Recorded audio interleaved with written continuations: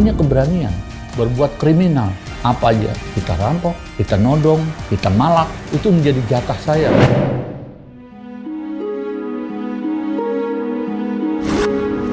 Ya tentunya saya mencari sesuatu yang bisa memuaskan saya. Karena orang tua nggak bisa kasih apa-apa, saya juga nggak kerja.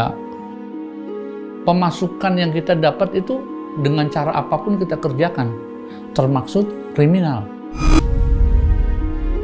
Ntar kita merancangkan kita kerja di mana besok nih, siapa yang kita kehajar gitu ya. Kita udah gambar, oh besok kita kerjain ini. Sehingga saya bisa mendapat uang, saya bisa mendapat narkoba, ya kebutuhan.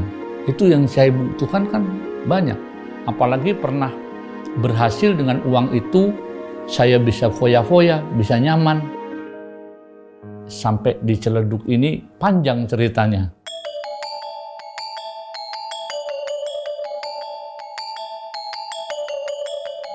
Karena saya lahir dari keluarga yang terhormat, keluarga kaya raya, semua tercukupi. Zaman waktu itu, orang yang pakai Mercedes itu cuma 2, Mangkunegoro dengan orang tua saya. Kalau ada mobil itu, orang di Solo itu udah tahu, itu mobil orang tua saya.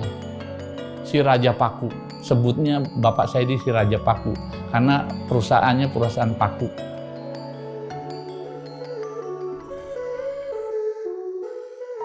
Kala itu saya ada perubahan yang begitu drastis sekali. Orang tua saya masuk dalam kategori dipenjarakan. Dipenjara bukan karena kejahatan, bukan karena penjahat atau bukan karena korupsi. Orang tua saya karena politik.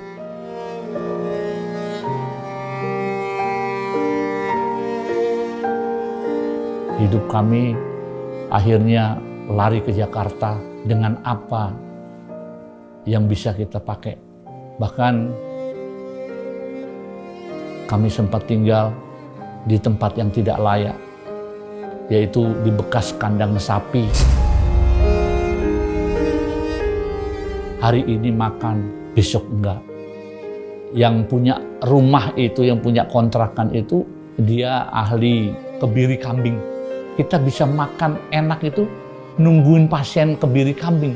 Sehari ada 2 kambing, berarti kan jakarnya itu ada 4. Itu nanti saya intip, di mana nih tanamnya? Saya gali lagi, saya cuci bersih, saya goreng, saya buat lauk, makan. Wah, itu rasanya udah luar biasa buat kami waktu itu.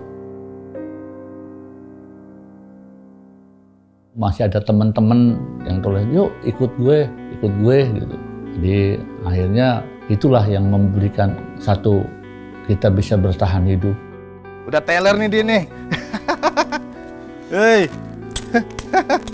Ini masih banyak nih. Coba dulu nih. Karena saya banyak di lapangan itu kan banyak orang-orang yang sudah senior dari saya bermain narkoba. Awal-awal saya juga kenalnya cuma ganja. Disuruh coba, saya rasakan kok ya enak gitu ya.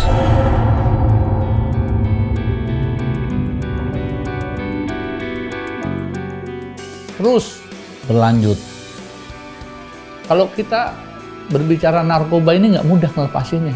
Orang pakai, kalau morfin dulu 1 ampul, saya sekali pakai bisa 3. Sampai overdosis, saya ditemuin adik ipar saya ditemuin teman-teman, saya sudah ngegeletak nggak berdaya.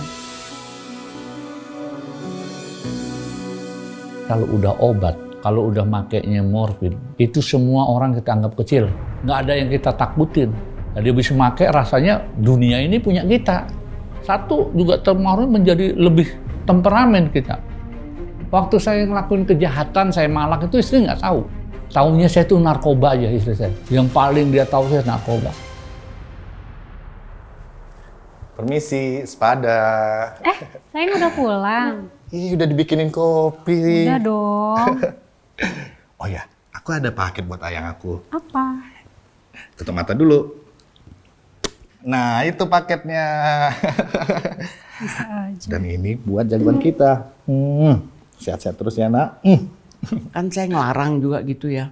Ya susah namanya. Oh, iya. Dia iya aja tapi ntar di luar sana pakai. Saya lagi hamil itu anak pertama. Dan pada saat itu saya juga nggak tahu kalau suami saya itu ditangkapnya di mana. Tahu-tahu dengerin udah di penjara. Hamil pertama tuh kan orang kan suka cita ya. Saya dari awal tuh udah bener-bener dari hamil pertamanya itu udah menderita. Tapi saya hadapi semuanya itu. Saya renungkan hidup saya tuh waktu saat itu saya nggak ada ngeluh, nggak pernah bersungut-sungut. Saya terima apa adanya gitu.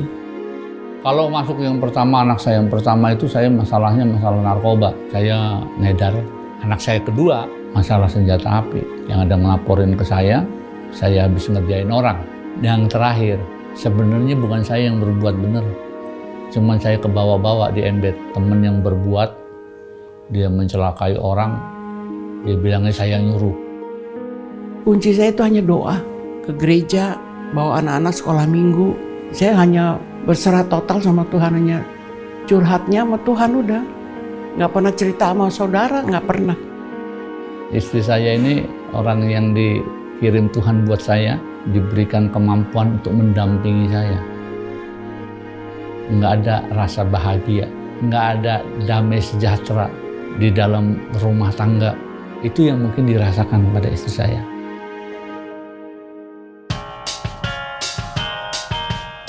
Saya kan merancangkan satu perampokan toko emas.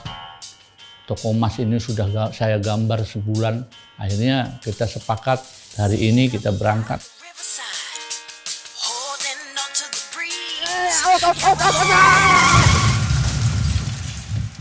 Memang cara Tuhan untuk menghentikannya.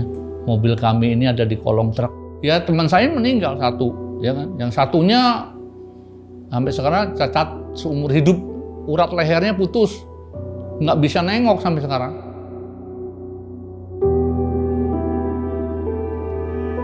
Ya saya bersyukur kecelakaan itu menjadi satu renungan buat saya. Kalau begitu Tuhan itu menegur saya dengan baik. Sempat untuk merenung terus, ya cuman itu aja perubahannya. Kalau bukan kuasa Tuhan, karena saya berdoanya dulu begini, saya tantang Tuhan. Tuhan katanya engkau ini ajaib. Kalau engkau ajaib, hentikan saya Tuhan. Saya tidak mau berbuat dosa lagi. Nah ketika saya berdoa itu, Tuhan jawab. Di Yeremia 7 ayat 3 itu, Tuhan Allah berbicara bahwa berubahlah tingkah dan langkahmu, supaya aku bisa diam di dalam engkau di tempat ini. Itu aja firman Tuhan itu. Nah itu yang selalu saya ingat-ingat. Saya harus berubah. Saya harus berubah.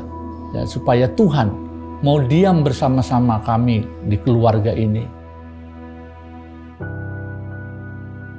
Kalau Tuhan sudah diam bersama kami, Tuhan akan cukupkan. Bahkan kepuasan itu bukan karena materi, bukan apa yang saya kejar dulu dengan merampok, dengan mencuri, dengan apapun. Kepuasan itu di dalam Yesus. Itu ada sukacita.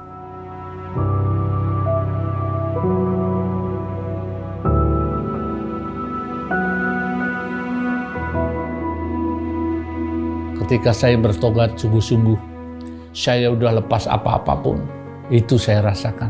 Penyertaan Tuhan di dalam hidup saya dan keluarga.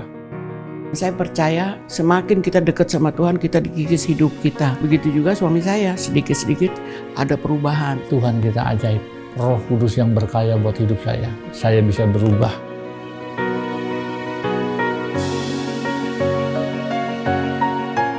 Orang kalau mau bertobat, itu godaannya sangat banyak. Teman-teman yang lama ketemu, itu ditawarkan dengan gratis. Iblis kan pinter, cari kita lengah, tapi saya diberikan kekuatan untuk menolak. Yaitu kuncinya saya doa. Saya lari sama Tuhan. Tuhan jauhkan dari cobaan ini, supaya Tuhan tidak kembali ke jalan yang sesat. Saya percaya ada pemulihan dalam rumah tangga saya.